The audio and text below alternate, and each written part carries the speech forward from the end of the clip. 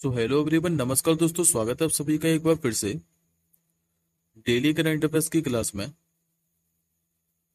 और आज है दोस्तों आप लोगों की 17 सितंबर। और आज हम सभी 17 सितंबर से बनने वाले जितने भी आपके मोस्ट इंपोर्टेंट करंट अफेयर्स के प्रश्न बने, इन सभी प्रश्नों को दोस्तों हम लोग एक्स्ट्रा फैक्टर सहित और डिटेल के साथ कवर करेंगे। यदि आप लोग दोस्तों इसमें से किसी भी एग्जाम की तैयारी करते हैं तो ये जो आपके करंट अफेयर्स की क्लास है सभी प्रतियोगी परीक्षाओं के लिए अति महत्वपूर्ण रहने वाली है। तो आप सभी साथी पूरी क्लास में आखिर तक जरूर बने रहिएगा। तो चलिए साथियों, पहले एक बार मैं आपको 16 सितंबर के करंट अफेयर्स को क्विकली रिवीजन करा देता हूँ मात्र 2 मिनट के अंदर। उसके बाद हम लोग आज के प्रश्नों की ओर बढ़ेंगे। तो जैसा कि साथियों लास्ट क्लास के अंदर मैंने आपको पढ़ाया था कि अभी भारत के जो गोल्डन बॉय हैं नीरज चोपड़ा, इन्होंने 2024 के डायमंड लीग में कितने मीटर भाला फेंककर अभी दूसरा स्थान हासिल किया था? तो 87.86 मीटर भाला फेंककर। और मात्र दोस्तों ये 0.1 मीटर से चूक गए, वरना ये पहला स्थान हासिल करते। अभी आईसीसी के डेवलपमेंट एम्पायरों के अंतर्राष्ट्रीय पैनल में नामित होने वाली मैंने आपको पाकिस्तान की पहली महिला बताई थी, जो कि कौन बनी थी? तो सलीमा इम्तियाज। और ये नाम दोस्तों काफी ज्यादा इंपॉर्टेंट है, याद रखिएगा। अभी जो केंद्रीय गृह एवं सहकारिता मंत्री है अमित शाह, इन्होंने एक पुस्तक का विमोचन किया है। इस पुस्तक का क्या नाम है? तो हिंदी कहावत कोश। और ये दोस्तों ये पुस्तक है, ये शरद अग्रवाल के द्वारा लिखी गई है। मोहम्मद गाजी जलाली का नाम पढ़ाया था मैंने आपको। ये भी किस देश के नए प्रधानमंत्री बने? तो सीरिया देश के। सशस्त्र सीमा बल के भी मैंने आपको नए महानिदेशक बताए थे, जो कि कौन बन गए? तो अमृत मोहन प्रसाद। और इन्होंने दोस्तों किसका स्थान लिया है? तो दलजीत सिंह चौधरी का। वर्ल्ड ओजोन डे हर साल कब मनाया जाता है? तो 16 सितंबर को। अभी किसी अंतर्राष्ट्रीय जो हॉकी महासंघ है इसका दूसरे कार्यकाल के लिए अध्यक्ष चुना गया है? तो तैयब इकराम को। कौन सा राज्य ऐसा जो कि सभी सरकारी मेडिकल कॉलेजों में हिंदी में चिकित्सा जो शिक्षा है ये शुरू करने जा रहा है? तो छत्तीसगढ़। किस केंद्रीय मंत्री ने अभी श्री राजीव रंजन सिंह जो है सॉरी इन्होंने अभी रंगीन मछली ऐप को लॉन्च किया है?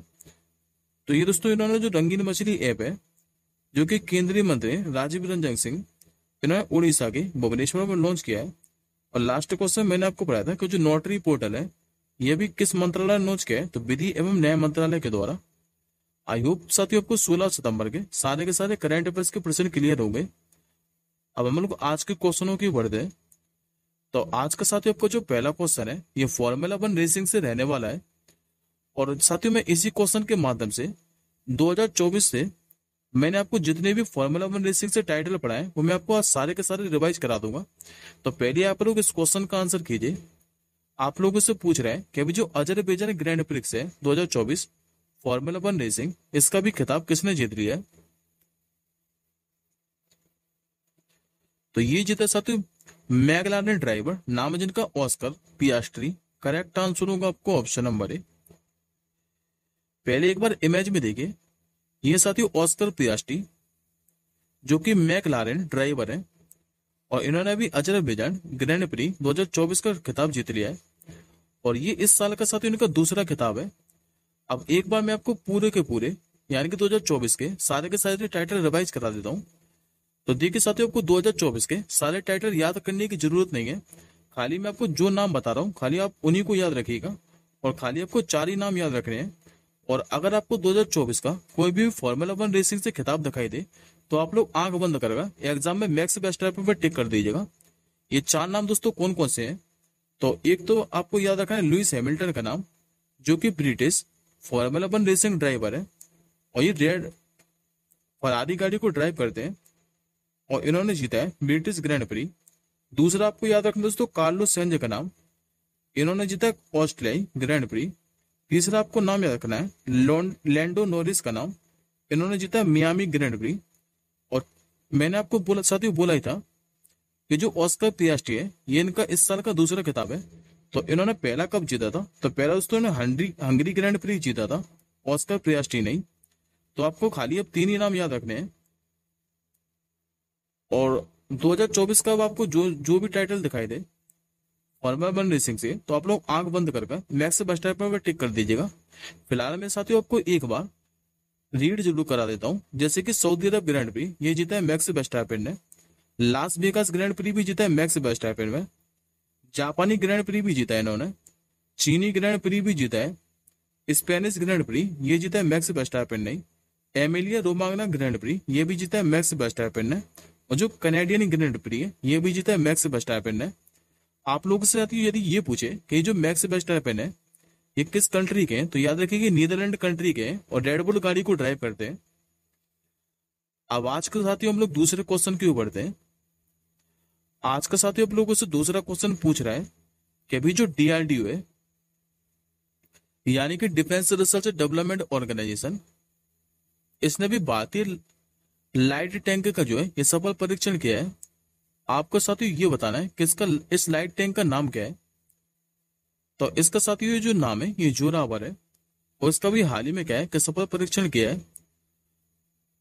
इस जोरावर को साथियों कहां पर तैनात किया जाएगा, तो इसे ऊंचाई वाले क्षेत्र में क्या है कि तैनात किया जाएगा। बात करते हैं दोस्तों हम लोग डीआरडीओ के बारे में यानी कि डिफेंस रिसर्च डेवलपमेंट ऑर्गेनाइजेशन के बारे में। तो इसकी स्थापना कब हुई थी, तो 1958 के अंदर। मुख्यालय आप लोगों को नई दिल्ली के अंदर देखने को मिलेगा और वर्तमान में इसके भी अध्यक्ष कौन है, तो समीर बी कामत। आज का तीसरा क्वेश्चन देखिए। आज का साथियों आप लोगों से तीसरा क्वेश्चन पूछ रहा है कि अभी देश की पहली जो नमो भारत रैपिड रेल है इसका जो उद्घाटन है यह भी कहां पर किया गया है।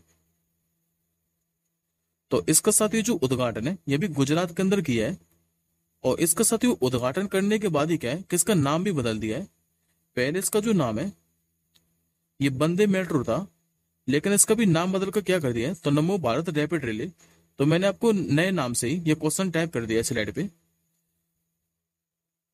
और ये जरूर याद रखिएगा साथियों कि ये जो ट्रेन है इसका पहला जो ट्रायल है यानी कि पहली जो रैपिड रेल है ये कहां से कहां तक चली है, तो गुजरात के भुज से लेकर अहमदाबाद के बीच में।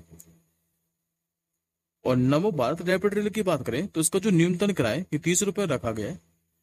खाली आपको इतना ही याद रखना है कि अभी देश की पहली जो नमो भारत रैपिड रेल है ये भी कहां पर चली है, तो गुजरात के अंदर। और कहां से कहां तक, तो गुजरात के भुज से लेकर अहमदाबाद के बीच में। उद्घाटन किया माननीय प्रधानमंत्री मोदी जी ने। अगला क्वेश्चन देखिए। अभी साथ जो आईसीसी है यानी कि इंटरनेशनल क्रिकेट काउंसिल, इसने अगस्त महीने के लिए player of the month award की घोषणा कर दी है। तो पहले आप लोगों से पूछ रहे हैं कि अभी अगस्त 2024 के लिए पुरुष जो player of the month award है ये किसे चुना गया है।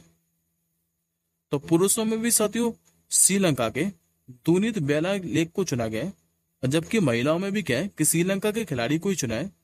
तो मैं आपको दोनों के दोनों बता देता हूं। देखिए भी अगस्त 2024 में क्या है कि जो पुरुष player of the month award है ये तो चुना है श्रीलंका के दुनीत बेला लेक को, और इसी में दोस्तों महिलाओं में किसे चुना है, तो श्रीलंका की हर्षिता समर विक्रमा को।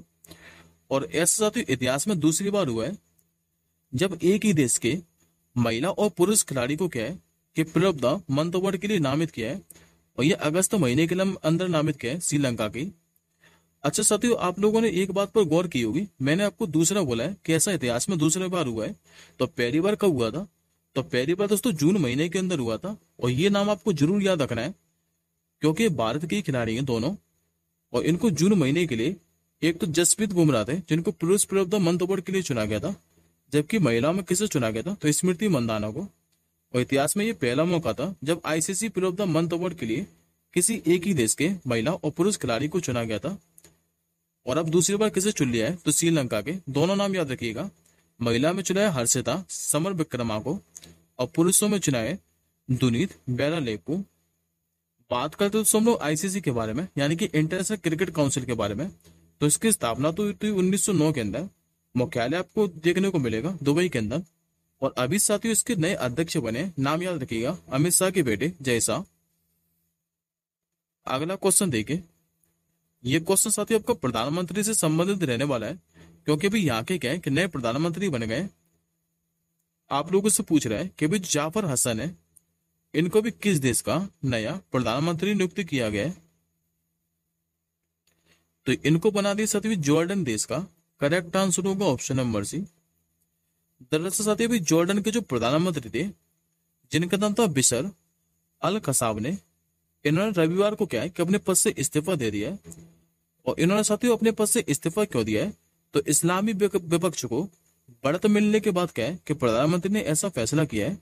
और अब यहाँ के जो नए प्रधानमंत्री है ये कौन बनने जा रहे हैं? तो जाफर हसन। बात करते साथियों हम लोग जॉर्डन के बारे में। तो ये रहा साथियों आपको मैप में जॉर्डन। जॉर्डन की सीमा की बात करें तो एक तो लगती साथियों सऊदी अरब के साथ, दूसरी ये सीमा साझा करता है इराक देश के साथ, तीसरी इसकी जो सीमा है ये सीरिया देश के साथ लगती है, और सीरिया के भी मैंने अभी आपको नए प्रधानमंत्री बताए थे। और चौथी इसकी जो सीमा है ये लगती है इजराइल के साथ में और वेस्ट बैंक के साथ में, जो कि गाजा का हिस्सा है। अब एक बात साथियों आपको आज के ज्ञान के अंदर देखिए, हालांकि मैंने आपको सारे के सारे जो प्रधानमंत्री है ये कल भी रिवाइज कराए थे। जैसे कि दोस्तों मैंने आपको मोहम्मद गाजी जलाली का नाम ये मैंने आपको आज ही पढ़ा है, इनको भी सीरिया का नया प्रधानमंत्री बनाया गया है। अब्दुल मजीद तेब्बोनो की बात करें तो ये अभी अल्जीरिया देश के नए राष्ट्रपति बने हैं। ईरान के भी नए राष्ट्रपति कौन बने थे? तो मसूद पेजिशकियान। थाईलैंड की अभी नई प्रधानमंत्री कौन बनी है? तो इनका नाम दोस्तों जरूर याद रखिएगा। इनका क्या नाम है? तो सेना बात्रा। खाली आप लोग सेना बात्रा ही याद रखेंगे। कामिल मदुरो की बात करें, इनको भी किस देश का नया प्रधानमंत्री बनाया गया है? तो ये बने सत्य ट्यूनिसिया देश के। और निकोलस जो मादुरो है, निकोलस मादुरो ये भी किस देश के नए राष्ट्रपति बने थे? तो वेनेजुएला के। गीतानास नौसेदा की बात करें, यह भी किस देश के राष्ट्रपति बने? गीतानास नौसेदा। तो ये लिथुआनिया देश के। आइसलैंड के भी नए राष्ट्रपति कौन बने थे? ये बने थे साथियों हल्ला टॉमिस डॉटर। और क्रिस्टन मिशन ये भी किस देश के नए प्रधानमंत्री बने? तो एस्टोनिया देश के, जो कि एक बाल्टिक देश है। आज का साथियों लोग छठवां क्वेश्चन देंगे जो कि फेस्टिवल से संबंधित रहने वाला है। आप लोगों से पूछ रहे हैं कि हाल ही में जो प्रकृति पर्व है जिसका नाम है करम, यह भी कहां पर मनाया गया है? इसी करम फेस्टिवल को साथियों कर्मा फेस्टिवल के रूप में भी जानते हैं, और यह भी मनाया गया झारखंड के अंदर। करेक्ट आंसर होगा ऑप्शन नंबर सी। दरअसल दोस्तों भी 14 सितंबर को क्या है कि आदिवासी समुदाय के सबसे बड़े त्योहारों में से एक जो करम पर्व है ये झारखंड में भी पारंपरिक श्रद्धा एवं उल्लास के साथ मनाया गया है। इस पर्व को दोस्तों मैं आपको बता चुका हूं, जो कि कर्मा के नाम से भी जाना जाता है। इस पर्व में साथ ही होता क्या है, तो आदिवासी समुदाय के जो लोग हैं इस अवसर पर करम के पेड़ की पूजा करते हैं और प्रकृति से खरीफ के मौसम में अच्छी फसलें की क्या है की कामना करते हैं। अब एक बार दोस्तों एडिशनल इन्फॉर्मेशन में देखिए, ये सारे के सारे फेस्टिवल मैंने आपको रिसेंटली पढ़ाए, एक बार आप लोग जल्दी से रिवाइज कर लीजिए। जैसे कि दोस्तों मैंने आपको अंडूरी फेस्टिवल पढ़ाया था, और हरेला महोत्सव ये कहाँ पर मनाया था? तो उत्तराखंड के अंदर। हरेला और हरेली में बिल्कुल कंफ्यूज मत होना, हरेली तो मनाया जाता है छत्तीसगढ़ के अंदर, जबकि हरेला उत्तराखंड के अंदर। चापचरकूट फेस्टिवल की बात करें तो मिजोरम के अंदर। होजगिरी महोत्सव मनाया जाता है त्रिपुरा के अंदर। पक्के पागा हॉर्नबिल फेस्टिवल ये अरुणाचल प्रदेश के अंदर मनाया जाता है। लेकिन साथियों अगर आप लोग से सिंपल पूछे कि हॉर्नबिल फेस्टिवल कहाँ पर मनाया जाता है, तब आप लोग नागालैंड पर टिक कर कीजिएगा, जो कि 1 से लेकर 10 दिसंबर तक मनाया जाता है। सिरोई लिली फेस्टिवल की बात करें तो मणिपुर के अंदर। लोसर महोत्सव आपका लद्दाख और अरुणाचल प्रदेश दोनों में मनाया जाता है। लोसांग अगर पूछे तो ये मनाया जाता है सिक्किम के अंदर। ओणम फेस्टिवल अभी मैंने आपको रिसेंटली पढ़ा है, जो कि केरल के अंदर मनाया गया है। और नुआखाई उत्सव ये मनाया गया उड़ीसा के अंदर। हाल ही फिलहाल में ही पढ़ा है मैंने आपको दोनों फेस्टिवल। अगला क्वेश्चन साथी आपका दिवस से संबंधित रहने वाला है। आप लोगों से पूछ रहा है कि विश्व जो रोगी सुरक्षा दिवस है ये आपका हर साल कब मनाया जाता है? यानी कि साथियों हर साल जो पेशेंट सेफ्टी डे है ये आपका 17 सितंबर को मनाया जाता है। करेक्ट आंसर होगा ऑप्शन नंबर डी। और मई 2019 में कह सकते हो कि 72वीं विश्व स्वास्थ्य सभा के द्वारा इस दिवस की स्थापना की गई थी। और इस दिवस को मनाने का मकसद क्या है, तो रोगी सुरक्षा के महत्व के बारे में जागरूकता बढ़ाना और रोगी सुरक्षा को आगे बढ़ाना है। 2024 के लिए इसकी थीम क्या है, तो रोगी सुरक्षा के लिए निदान में सुधार। अब दोस्तों मैं आपको जल्दी से एक बार सितंबर महीने के सारे डेज रिवाइज करा देता हूँ, जो कि मैंने अभी तक आपको पढ़ाए हैं। जैसे कि साथियों मैंने आपको 15 सितंबर को पढ़ाया था इंजीनियर डे। इससे पहले मैंने आपको पढ़ाया था 14 सितंबर को राष्ट्रीय हिंदी दिवस। लेकिन विश्व हिंदी दिवस कब मनाया था? 10 जनवरी को। उससे पहले साथियों मैंने आपको 10 सितंबर को पढ़ाया था वर्ल्ड सुसाइड प्रिवेंशन डे, यानी कि विश्व आत्महत्या दिवस। 8 सितंबर को मैंने आपको पढ़ाया था इंटरनेशनल लिटरेसी डे। उससे पहले सीधा मैंने आपको 7 सितंबर को नहीं 5 सितंबर को पढ़ाए थे 2 दिवस। एक तो पढ़ाया था मैंने आपको साथियों राष्ट्रीय शिक्षक दिवस यानी कि नेशनल टीचर डे, और दूसरा मैंने आपको पढ़ाया था जो इंटरनेशनल चैरिटी डे है, ये कब मनाया जाता है, तो हर साल 5 सितंबर को। उससे पहले मैंने आपको 3 सितंबर को पढ़ाया था गगनचुंबी इमारत दिवस। 2 सितंबर को मैंने आप लोगों को पढ़ाया था वर्ल्ड कोकोनट डे, और 1 से लेकर 7 सितंबर तक मैंने आपको नेशनल न्यूट्रिशन वीक पढ़ाया था यानी कि राष्ट्रीय पोषण सप्ताह।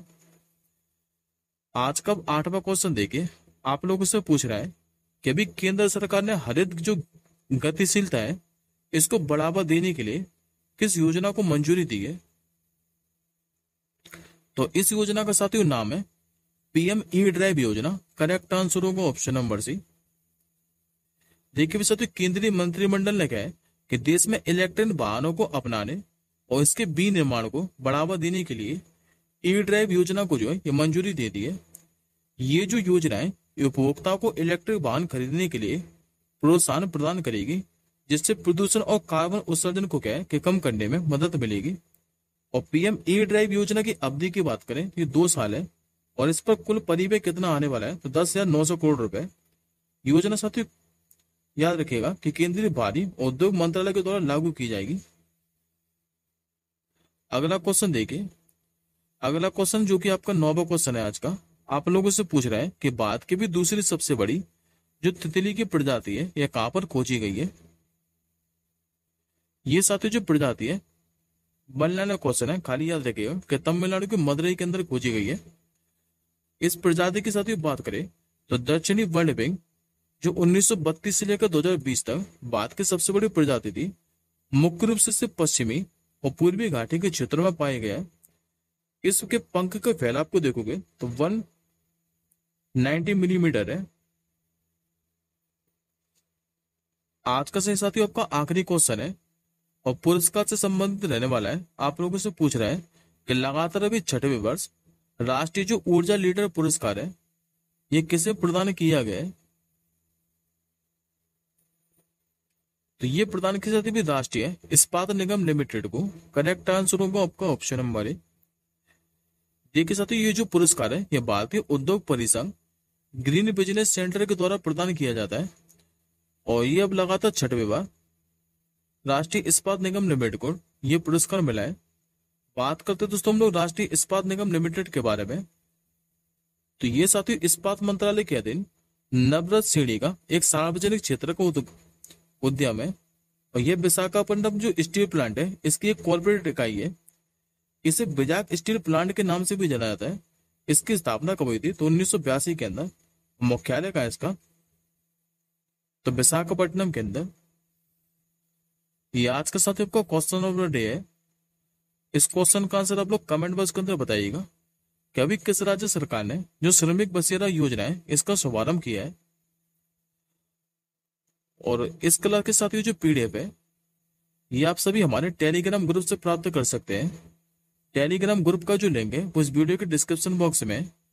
अब हम जल्दी मिलेंगे साथियों अगली क्लास के साथ ही, तब तक के लिए जय हिंद, वंदे मातरम।